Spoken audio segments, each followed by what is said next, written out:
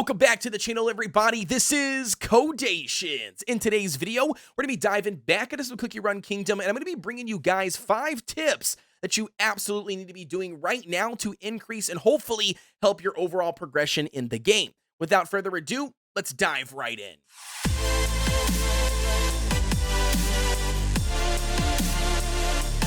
Diving right in, ladies and gentlemen. So like I said, whether you are a starter in this game or a beginner account, or you've been playing for quite some time, these 5 tips I literally do every single day to give me a leg up in the game. And I'm going to show you guys exactly what those are. The very first tip that we've got, the number one for you guys, is actually going to be talking about the Aurora Pieces in the game. You might not know what I'm talking about, but if you take a look at it here, the Aurora Pillars, the Aurora Bricks here, and then also the Aurora Compasses.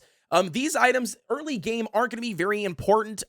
Naturally, you'll collect them as you just progress in the game. But as you start to get into late mid game, and then even I want to say late game for sure, everything's going to start costing those things. Whether it's going to be building upgrades, whether it's going to be things like land expansions. You can see it's going to cost 15 for me to remove this one little piece of land. Not only that, things like your castle. I mean, I'm currently in castle level 12, and it's going to cost me 30 of these Aurora pieces to literally just upgrade my castle to level 13. So they're absolutely important. And I'm going to show you guys 2 ways that I grind them out, and they give me the absolute most Aurora pieces. Very first one up is going to be the overall trains.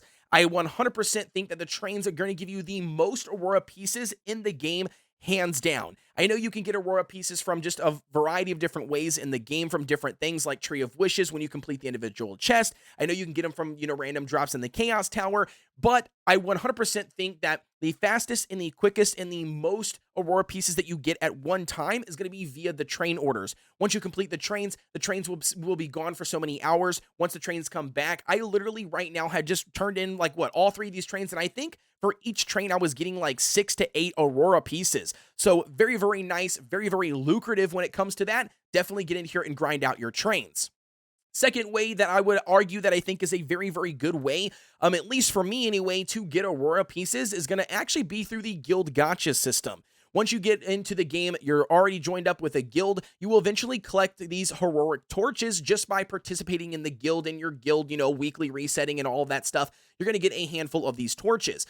Each one of these torches, like I said, 100 of these torches, you can do a summon. 1,000, you can do 10 pulls. But I'm going to show you guys right here, at a 1.5% chance, you have the ability to get Aurora pieces. It sounds super low, but I'm going to tell you guys, I get these things all the time from here, and I would 100% think that these, in my opinion, I think are going to give you the second best way to get Aurora pieces in the game. I know, like I said, there's other various ways. People might disagree with me, but I definitely, for me personally, this has been a very, very good source of Aurora pieces for my overall kingdom. Now, officially diving in here to the second tip we've got for you guys, and that's going to be discussing skill powders, and where I personally grind out a ton of refined powders without even having to do the bounty, all right? So if you don't know what I'm talking about here, if we scroll up to skill powders, we've got the regular skill powders, right? We've also got the refined powders, which are going to be the blue ones, and then we've also got the pristine powders.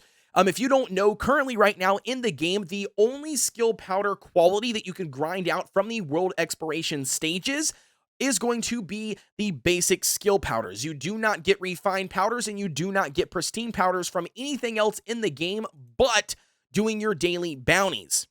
And if you already know, if you don't have the Kingdom Pass, you only have a default of 3 bounties that you can do. I've got 5. I buy the Kingdom Pass every single season.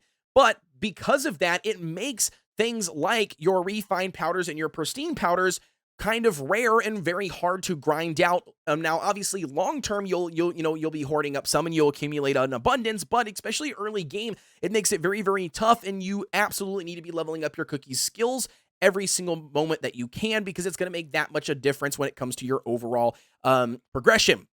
Now, for me personally, I literally jump in here every single day to the Seaside Market, and this is where I buy my individual skill powders, guys. It's absolutely worth it, in my opinion. Once you get the Seaside Market unlocked, or the trading port, whichever version you have of it and what it's called. I don't think that the first version is the Seaside Market unless they trade it, or unless they change the name when they came out with the upgraded version. But even if you don't have the upgraded version, jump into the overall trading port or the Seaside Market here, and these two that you see right here, these two refined powder options, it only costs 25 of these standard skill powders, and you basically trade off 25 of the regular skill powders for 10 of these refined powders, and I 100% stand by this being worth it, because like I said, you can't grind out the refined ones, anything else but the overall bounties that you can only do 3 per day that do cycle out. So I would highly recommend getting it here, spinning these regular ones, because you can always go back to the world exploration and grind out the regular ones via the stages. So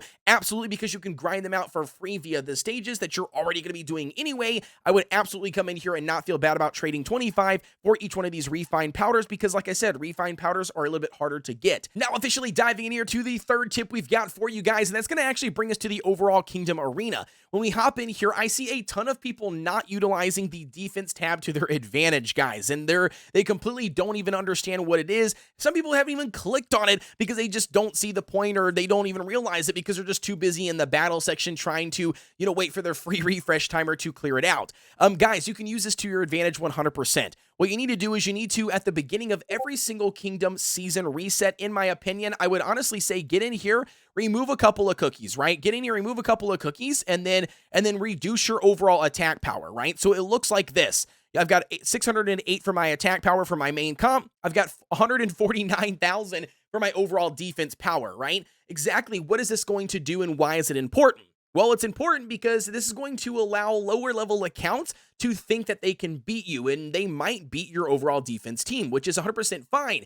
And you want them to beat your defense team because you're going to revenge them later on in the season. Very, very easy way to grind out trophies, especially when it comes to the end of the overall season, where you're struggling to hold on to your rank because people are starting to hit people, and they're knocking people out of their different tiers and stuff right before it officially resets. This is an easy way to get people. Get in here, check out your revenges, find the ones that you can inevitably beat no matter what, that you know for a fact that you can clear out, and then just click the revenge button, man. It's as simple as that. Grind them out, get the additional trophies, keep your rank overall. Very, very easy way to grind out when it comes to the overall season arena. Now, officially diving in here to tip number 4 we've got for you guys, and that's actually going to bring us to the overall topping section in the game. There's 2 things that I want to talk about here. The very first one up is going to be, especially as a new account in Cookie Run Kingdom, I see a lot of people making the mistake of thinking that, that common toppings or rare toppings are worth investing in as far as upgrades. 100% do not be investing in them whatsoever. It's not worth it. However, though, what I will say and argue is running a full set of any topping is going to be the better way to go. Even if that's going to be a common set, a rare set, it does not matter, guys, because even though you're not leveling it up, getting the set bonus is going to be very easy to achieve. As you can see here, Searing Raspberries, 3% attack or a 5% attack based on these set bonuses that you are equipping. Absolutely get in here and be doing this. It's a very, very easy way to increase your attack power, especially at early levels, to increase your overall progression. The second thing I want to talk about when it comes to topping is utilizing this breakdown toppings feature. I see a lot of people not utilizing this to their advantage. They're actually getting in here, no joke, and they're breaking down individual topping pieces, and it's terrible. Takes forever. Utilize the mass breakdown system here. If I turn off my video camera, you can see all of the individual filters, but a very quick way to do this is get in here. I already broke down my commons, so I can't show you that, but you can literally filter out everything else but the rares and commons, and then like you can see, I've got only a handful. We're going to select all of them. You can see it's going to break down 44 of these. Let's go ahead and hit the breakdown button. Boom. It instantly breaks down all of them, and you don't have to do it one by one. It just wastes too much time. Now, officially diving in here to the 5th and final tip that we've got for you guys today, and that's actually going to be bringing us to one that I use every single day, and that's going to be splitting items in like buildings, and that's really kind of confusing, so let's jump in here and actually show you what I mean. If we hop in here and we use the jamboree here for a example, you know that we've got 2 different jamborees unlocked, or if you don't know, well, now you know now. Eventually, as you level up in the game, you will unlock multiple copies of the exact same building, and it's just overall to help, you mass produce items, right? However, what I would argue to be the maximum way for efficiency, in my opinion, is going to be utilizing each building for something different.